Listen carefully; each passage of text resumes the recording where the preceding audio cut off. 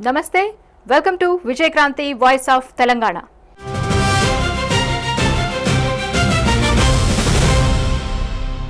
ఒకప్పుడు స్కూల్స్ అంటే ఎలా ఉండేవండి?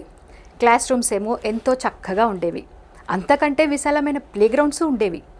ఆ రోజుల్లో మొత్తం చదువులకు వేలల్లో ఫీజులు అయ్యేవి. మహా అంటే ₹1,00,000 అయ్యేవేమో. కానీ ఈరోజు పరిస్థితి అంతా రివర్స్లో నడుస్తోంది. దానికి సంబంధించిన వార్తని ఇప్పుడు మీకు చెప్తాను. అపార్ట్మెంటుల్లో అక్షర పంజరాలు, చదువుల పేరుతో మాఫియా, పుట్టుకొస్తున్న అనుమతులు లేని బడులు, నియోజకవర్గంలో పాఠశాలల అక్రమ దందా, ఆటకు స్థలం లేదు, పాఠానికి గాలి లేదు, పసిపిల్లల ప్రాణాలతో విద్యాశాఖ చెలగాటం, ఏటా పండుగ చేసుకుంటున్న అధికారులు. ఇందాక చెప్పినట్టు అసలు స్కూల్స్ అప్పట్లో ఎంత బాగుండేవండి. కానీ ఇప్పుడు ఇరుకు గదులు, ప్లేగ్రౌండ్స్ మాటకొస్తే అసలు ఉన్నాయో లేదో తెలియదు.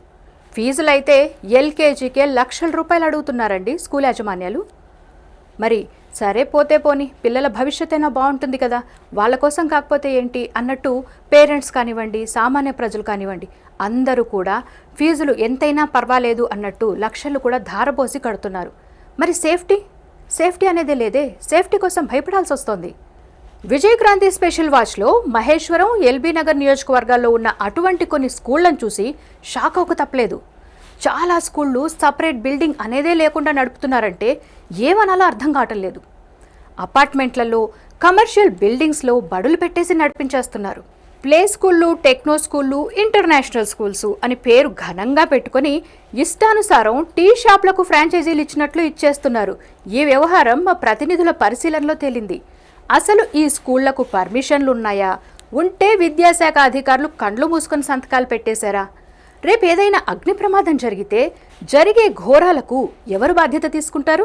ప్రభుత్వం వేగంగా అప్రమత్తమై చర్యలు తీసుకోకపోతే చివరికి చెడ్డ పేరు వచ్చేది సర్కారు పెద్దలకే తప్ప లంచాలు మేసేసిన అధికారులకు కాదని గుర్తించాలి.